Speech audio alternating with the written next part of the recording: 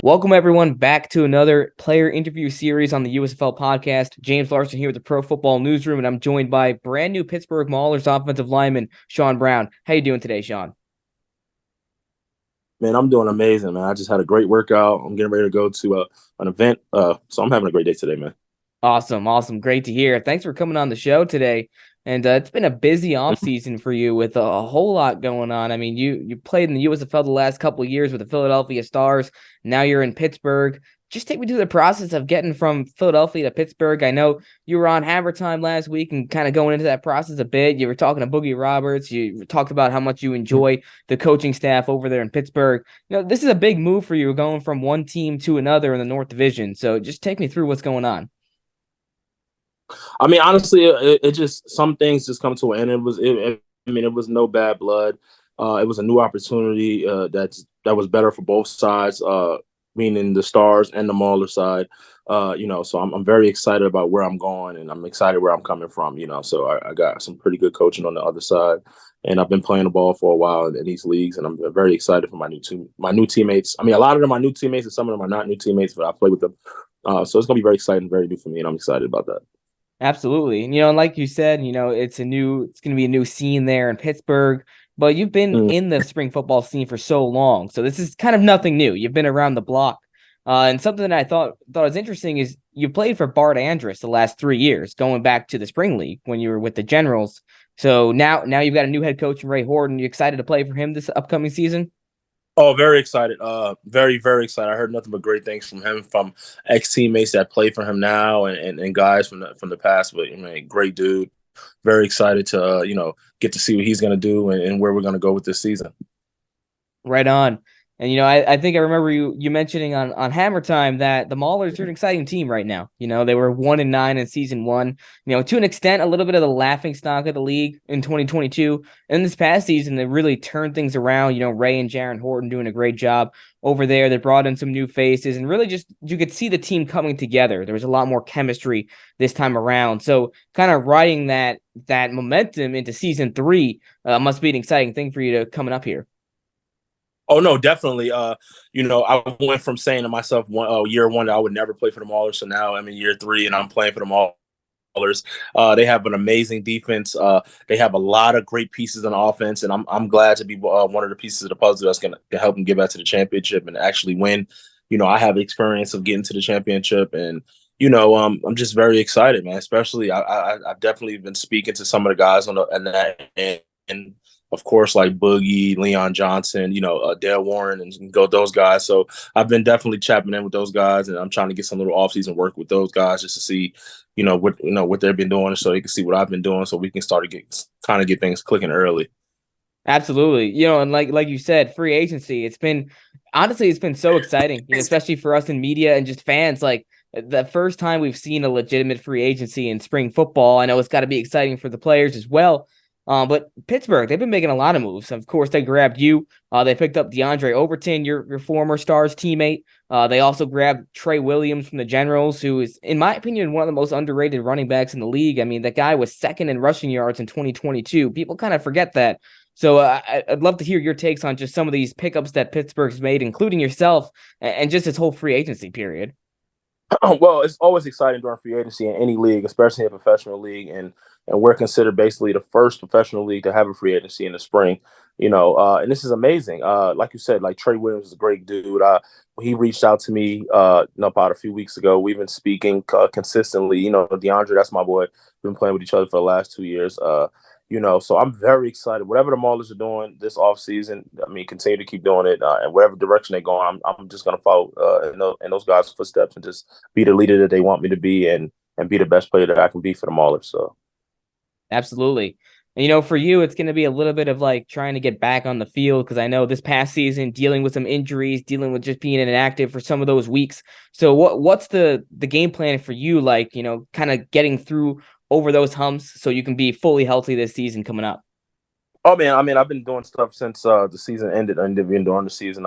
First things first, I've definitely changed up the diet. I'm already cut down 25 pounds already, so I'm just taking conditioning very serious. Not that I haven't, but conditioning and diet. My trainers, we've been hitting it very heavy this off season, so it's going to be a wholly different Sean Brown this season. Much more explosive. Just it just I feel like I'm a rookie playing first time professional football again. So I'm very excited about that. Just coming in with a different mindset. I'm gonna always be myself, and I'm always anywhere I go. I've always been a leader, just a natural thing. But I'm just gonna go in there, do what they need me to do, and be proactive about other things and on and off the field. And just dominate. That my whole this year is domination. I just want to dominate anything and everybody in my way this year. So that's my whole spill for this season is domination. I love it. I love it.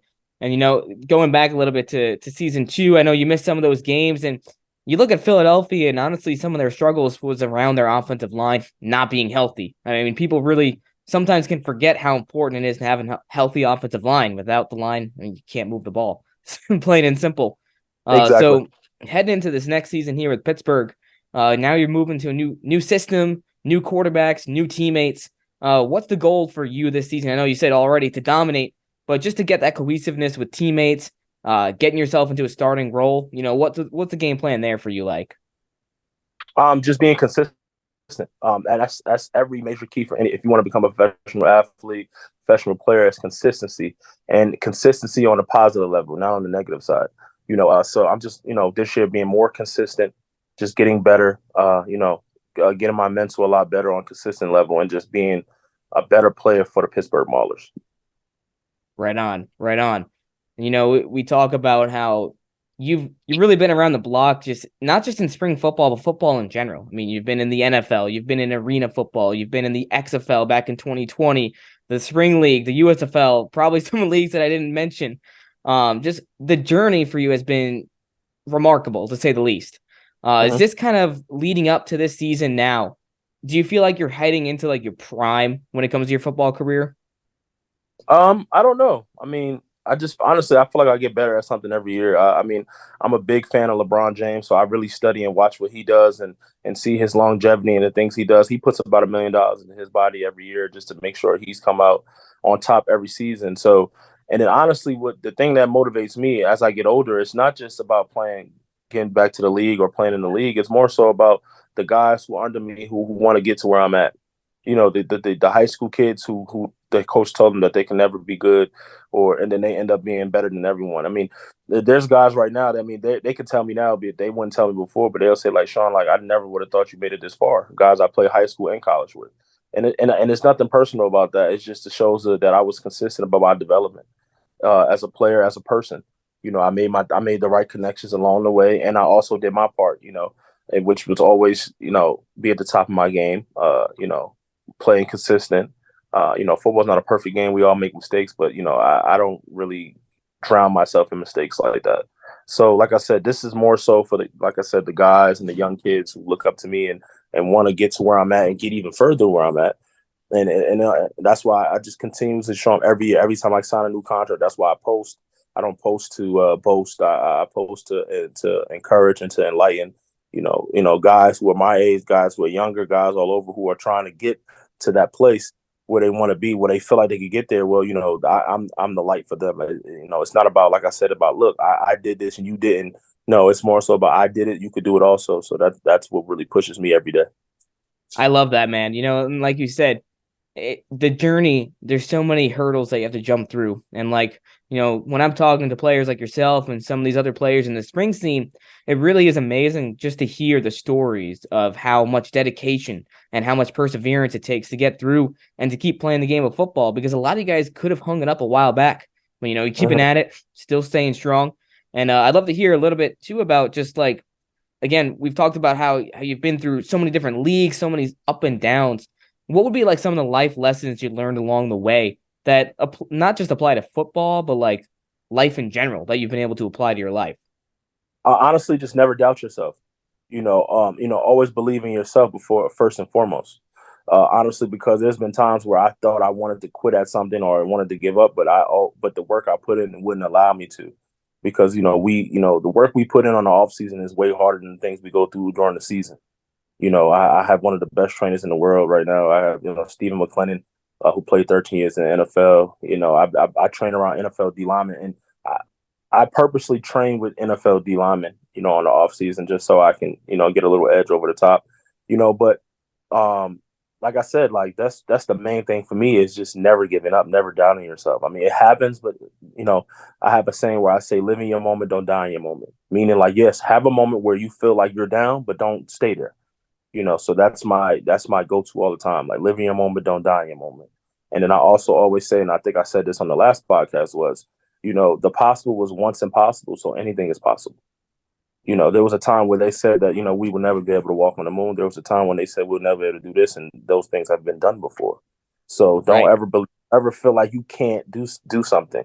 Like there's people probably saying that you don't have a great podcast, but you might end up having the greatest podcast ever one day, sports podcast ever. So it's just one. That's how you have to look at it every day. And people who don't understand and people who can't relate would look at that as cockiness. But it's not cocky at all. It's just confidence. You have to believe in yourself to get to where you need to be. No, you're absolutely right. No, I love that. Confidence is key, and it's what you need, especially in this scene, right? I mean, whether you're trying to get back to the NFL or whether you're just trying to keep playing the game of football, if you don't have confidence, you're not going to be able to get anything done on the field. Mm-hmm. Now speaking of leagues, we've had quite the drama going on in the spring football scene the last couple months. I think it was the end of September where kind of the news broke that the USFL, the XFL, they're in merger talks. We're still trying to figure out where that all sits. It feels like there's an announcement coming soon, but we don't. I mean, honestly, an announcement could drop before this episode drops. Who knows? We'll have to wait and see. But I'd love to get your thoughts a little bit on just not just the merger, but just this whole world of spring football and the opportunities it's providing to countless players and athletes that honestly wouldn't be out there if it were not for these leagues. Honestly, I believe that spring football is a necessity, and the reason why I say that is needed is because there, like I said, like you said in the beginning of this, that I've been around the block, I played in different leagues, and there's so many guys that I know that could have or could play in this league, but they didn't have these opportunities. I got people ask me all the time, like, how did you get where you got? It was consistency with a little bit of luck. Honestly, it was being at the right place, right time, having the right people see me at the right place, right time. So spring football, I'm glad to be a part of history right now. I'm glad to be a part of it and see where it's going, and hopefully when I'm done playing, I still want to be a part of it. Or maybe on the coaching side, maybe on the front office side or something, just to be a part of history is amazing. It's like I said, it's a necessity. We need it, and I'm happy that it's going on, and I'm glad to see the development. I played in both XFL and the USFL, so I'm very very excited and hopeful on a merger. And whatever these guys do, that's what they do. I don't know for say if they're gonna have all teams, they're gonna have 10 teams, 12 teams, 14 teams. At the end of the day, man, like let's just be excited to be a part of history and keep making history. No, I love that. And, like you said, making history is what the USFL has been doing these last couple of years. They've sent over 100 players back to the NFL. They've been the first spring league to complete back-to-back seasons since the USFL did back in 1985 or whenever it was. So, to get back to this whole merger thing, you've played in both leagues, and the XFL is a little bit different now because it's not owned by Vince McMahon anymore like it was in 2020. But you were with the Los Angeles Wildcats for the 2020 season. Obviously, been the Stars the last couple of seasons. What would be some of like the things you'd like to see them take from both leagues in a merged league? Honestly, I would honestly like to just. I mean, nothing really specific. Only thing I could say, and a lot of guys not gonna say it, but I would like to just honestly get the jerseys from the XFL. I love the uniforms in the XFL side, just the fit of it, just to see how they're doing it. I love that, and then the entertainment from The Rock is great. I've been a big fan of Dwayne since I was a kid, watching him, wrestle. Even watching all his movies, just a big fan of that. But other than that, I mean, on the football side of it, just playing, I mean, they could do what they want to do with it. Put Right. both the rules together, but it's not that much different, to be honest. And I'm really intrigued just to see the competition level. I want to see if because we feel in the USFL side that we have the better athletes and the better players, and they feel the same way. So I want to put that to the test very soon. So I want to see. I'm very excited to see, which guys and who meshes well with who and who's better than what. Because I have my own opinions. Of course, I feel like on the USFL side, we have better athletes and better guys to compete. And they feel like they do. So let's see. I want to put it to the test, and the best way to put it is when it's been in between the lines with the shoulder pads and the helmet. So we'll see soon. No, absolutely. And I think it's one of the unique and sometimes funny thing about the spring football scene is you have the fans, going back and forth, whether you're a fan of the XFL or USFL or both, and just the the discourse of people saying, oh, this team would be better. The DC Defenders would beat the Birmingham Stallions, or the Pittsburgh Maulers, they would crush the Arlington Renegades. So hopefully we get to see some of these things actually come to fruition, and then we can actually watch and make, we don't have to, it's not hypothetical in our heads anymore. But to go back really quick to your point about jerseys, I do agree. Some of those XFL 2020 jerseys were they were so good. The Wildcats in particular, in my opinion, were very underrated. Yeah, I still have my Wildcats jersey for sure. Yeah, I really want to see. I mean, we as a whole in the USFL, all the players who we like the little conversations we have about the uniforms. We just wish certain things were a little better. And after watching the XFL's uniforms, it was amazing.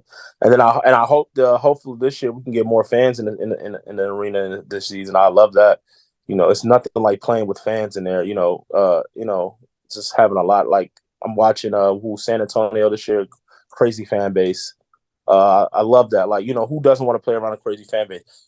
Right. And it's crazy. I love to play at home, but I love away games, man. I love the fact of going to someone's arena and stadium and shutting them up. I mean, I just it's something about it.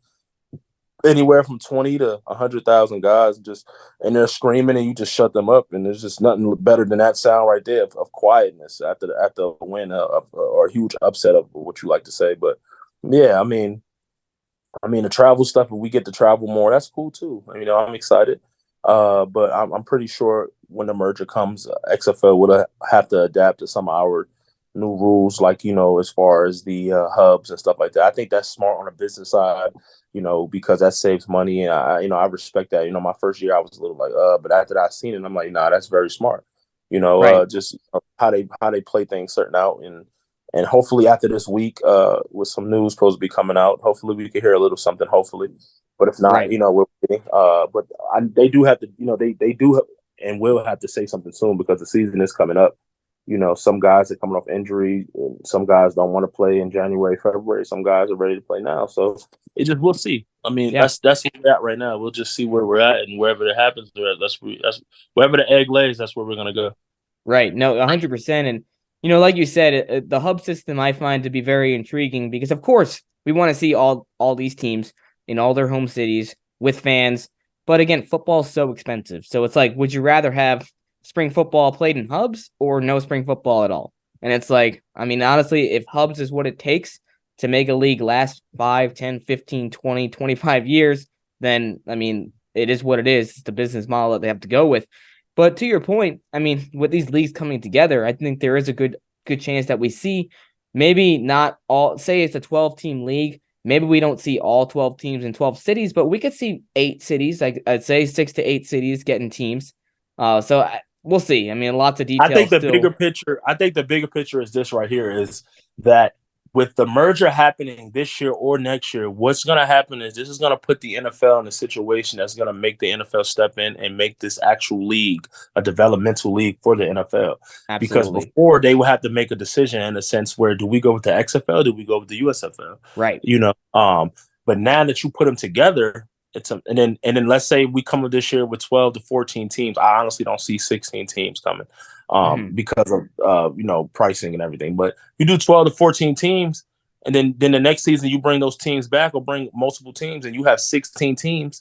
And then next thing you know, the third year with the merger, then you start having guys come and start buying teams and as an ownership and start owning teams. And next thing you know, that the NFL comes in and starts to buy teams, and owners start to buy teams, and they start to actually have an actual hub for the teams. Like, wouldn't you love to see the Pittsburgh Maulers be the D League team of the Pittsburgh Steelers, right? And we actually use their facilities or some of their facilities during the off season, because during the off season we're playing, they're not in the building. It just makes more sense, because now what you're doing is you're just not creating a recipe of success physically, but a recipe of success mentally. Because if we have to do the same things those guys do that play in the NFL, go through the treatment system, go stay in those long meeting rooms, and be in the facilities, we're already groomed. Just imagine in Right. a few years, next 4 to 5 years, when NFL teams start drafting 5th, 6th, 7th round picks, and they're not ready. You just draft them and send them straight to the spring league. Exactly. And then vice versa, the guys in the spring league that show that they're ready, they just come right up. It's like a replacement factor. So now it creates a bigger competition for guys, and then also you can save money because you don't have to put more guys on practice squad, because now you can Right. just put guys in the spring league. You can save your money and create a D League team, and then Right. when you need a guy, you can pull him And because you it's can sign like, him like a two-way contract. it would make so much sense. And again, like kind of like you said with the G League, you watch the NBA. This happens all the time, where NBA players get drafted and then they get sent to the G League team so they can develop, so they can grow, and then when it's time, their time to come back up, they come back up. So I think that would make a lot of sense, and especially like you said, with a merge league, like we know for a fact that the NFL, they were kind of like, all right, we got two spring leagues. We're gonna wait to see which one folds. Then maybe whichever one stands, maybe we'll make something happen there. But now, if you have both these leagues coming together, now you really put it on the NFL's radar, and you have to think. You look at these NFL executives and coaches that have all been praising the USFL and the XFL for the last year. We had what, like hundreds of players just this year alone between both leagues signed with NFL teams. So it's like, it feels like it really is heading in that direction where at some point the NFL is going to have to be like, all right, we really need to invest in spring football. Yeah, because it's not because where Vince McMahon, I think years ago, made a mistake is when he tried to compete with the NFL, and that's what we're not doing here. At least on in the inside looking out, because Right. we're inside playing. It doesn't seem like we're trying to compete. It seems like we're trying to work with or get them to work with us so we can make it easier funnel for guys to come in and out the league or get in the league. Because there's so many guys, believe it or not, that play in this USFL, XFL that actually could be or better than some starters in the NFL. And then sometimes we have guys that like, there's no way he's better than him. Bro, he's definitely better than him. It's just he's getting paid more. It's just Right. that. Right. And then there's some coaches, that could possibly be better than some coaches. You never know. It's just, I want to, I mean, we played against them every year, but I want to give the kudos to, Birmingham for winning the championship 2 years in a row. And if you watch the games with Birmingham, I mean, I don't think Birmingham is just, everybody believe they're just dominating people. They're not. They really have a great staff over there. Right. I've seen it with my own eyes. We're up 14 or 10 points on them, and they come back and beat us by, 8 points because of the fact that of making great coaching adjustments. Right. So, and they have an amazing GM over there, Zach Potter. And Zach Potter is only like 24, He's 23 years 22. old. He's my age. It's Yeah, yeah, crazy. yeah. Zach Potter is like 22, 23. So Zach Potter, and I predict that Zach has another year or two in this league, and then he's definitely going to be in the NFL probably for like 4 or 5 years, just learning the system. Then he's going to end up being a GM one day. Right. I predict he'll be a GM by 30.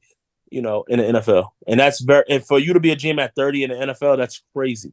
Right. That's basically unheard of. Yeah. So and that's amazing. And then he already has all the content because then he'll be a big believer in the funnel of that. Or if he's not a GM, he's definitely going to be a part of the NFL football operations. Right. I mean, he has a bright future ahead of him. I mean, he plays a major role in that whole system. With them winning, they just won, like I said, 2 championships in a row. Right. I feel like every time we play Birmingham, we should have beat them. But again, they made the right adjustments at the right time, and they executed more than us. No, you're absolutely right. I mean, it's the beauty of spring football, which I think is why people who cover it or people who watch it, it's like, it's amazing to see the opportunities that it provides. I mean, it truly is like just the stories that come out of it. And you look at a guy like Brandon Aubrey this year, who he's been in the USFL the last 2 years. He'd never played in a football game before the USFL, which is insane. Like, he had never even really touched a football. He picks it up. He starts training with NFL kickers. He comes to the USFL. He's all USFL. And now he's in the NFL, and he just set a record for the most consecutive field goals made to start a career. So it's like, it's the stories like that make you realize that, spring football, it really does have a legitimate platform that hopefully will last for decades to come. And as you said, opportunity. It's what it's all about. Opportunity is everything, man. So I think when you have the time to to showcase yourself on a major platform.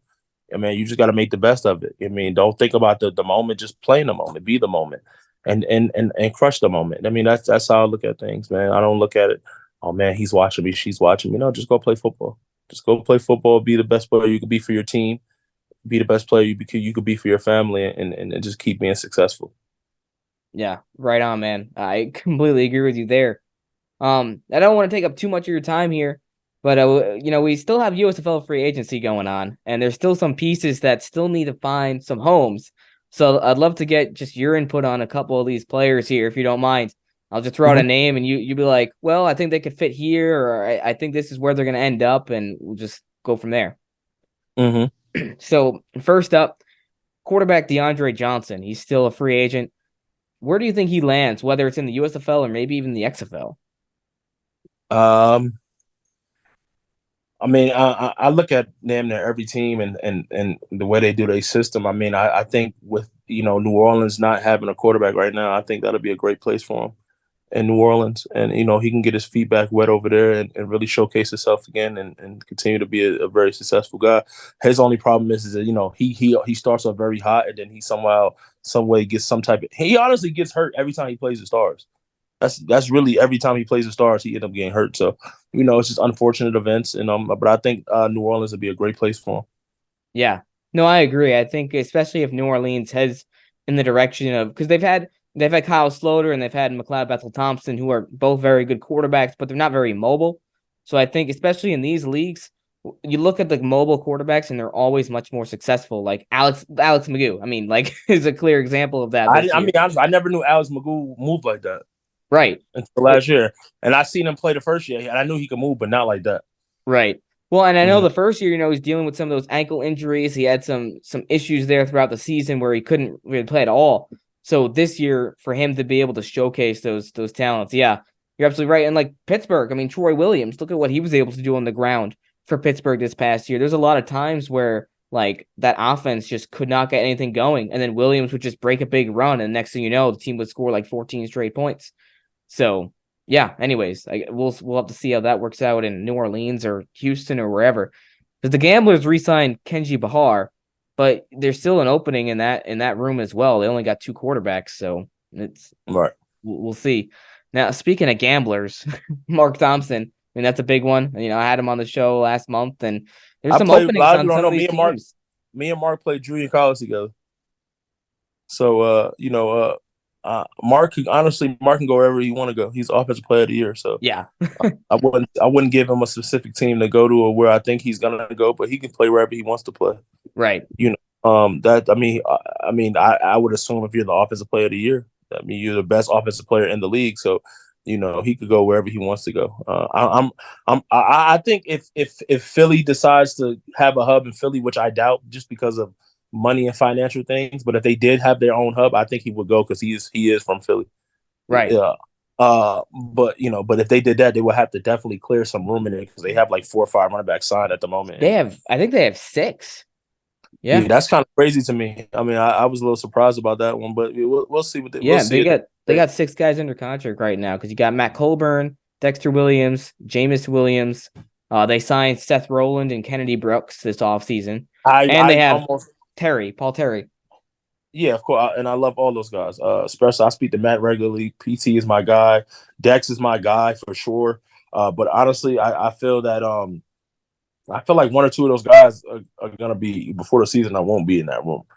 Just Right. looking at who I have never seen nobody hold 6 running backs before camp. So Yeah. we'll see unless they know something we don't know as far as roster size getting bigger and all that. But Right. I don't see 6 guys making it to camp running backs. I don't see it. Yeah, I mean, especially if I guess, like you said, we'll see with roster sizes. I mean, right now it's supposed to be 58 going to training camp, but with the merger, that could change. Who knows? I ain't gonna lie, I Um, hate that. I wish they could bring in like 70. yeah, no, I agree. Especially coming into training camp, bring in 65 or 70 and then cut it down later on.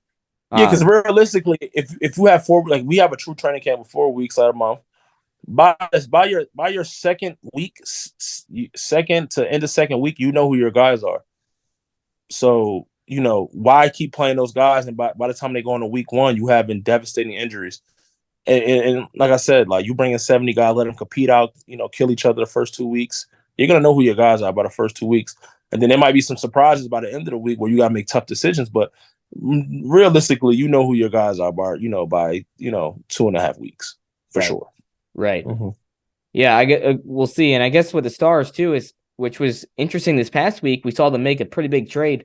So who knows? Maybe they send off one of those guys, and if they make another trade, we'll have to wait and see. I think it would be interesting if we see more trades happen, because like the last 2 years, there's been like 2, maybe 3 trades in the league, but you'd expect, especially with a merger, I'd expect to see like that side of things pick up a little bit. No, I think that is what you said is very smart. Michael Wood's he's a very smart guy, a GM. So, them having 6 running backs, they would definitely use one of those guys or 2 of those guys for a trade opportunity to either help out the offensive line, help out the defensive line, or help out their secondary. I mean, I actually like the 2 picks they just picked in the offensive line. I actually like both of those offensive linemen from Birmingham. They just got very good pieces. It's just see how they mesh with the O-line coach and the offensive coordinator there, and let's see how far it goes from there. But I'm intrigued to see how this works for them. Yeah, no, 100%. And I think that's the exciting thing right now with these, whether they merge or not. It's like there's just so many opportunities being created for these athletes, and I think it's really nice to see spring football finally getting that legitimate feel, right? Where like you have free agency, you have signings, you have like big names coming to the league. I mean, the Maulers just signed Dorian O'Daniel, who's a Super Bowl champion with the Kansas City Chiefs. So it's like these big names coming to the league, I think is really going to help it grow moving forward. Yeah, of course. And it's going to actually help with competition, because that makes guys who really wants the opportunity to go harder at those guys who had that opportunity. So yeah, I'm very excited to see where this goes for sure. Absolutely. Well, Sean, I appreciate you joining me today on the USFL podcast. This was a great conversation. We'll definitely have to link up again sometime before the season. Any parting words you've got? Any words of wisdom for other players, or anything you want to say to the fans of the Pittsburgh Maulers who are getting another star there on the offensive line? I mean, honestly, only thing I can say is just get ready, buckle up, and get your popcorn ready, because we're coming this year. We're going to be excited. We're especially with the exciting defense that they have, and especially with the new pieces they have on offense. And I feel like if we can stay healthy and put the pieces to the puzzle together, we'll be great.